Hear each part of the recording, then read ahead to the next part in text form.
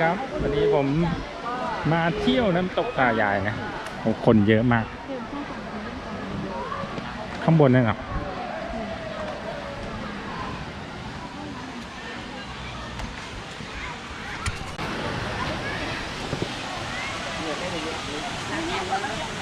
แหมแจ่มอ่ะแจ่มอ่ะนั่งไหน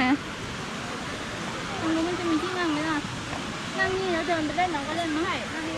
นี่ไงใต้ต้นไม้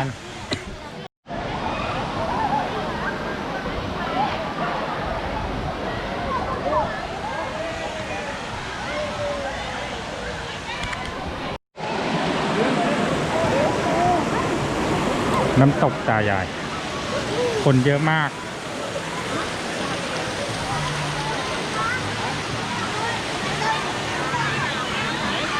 นี้เป็นวันเข้าพรรษาคนก็เลยเยอะป่าเลย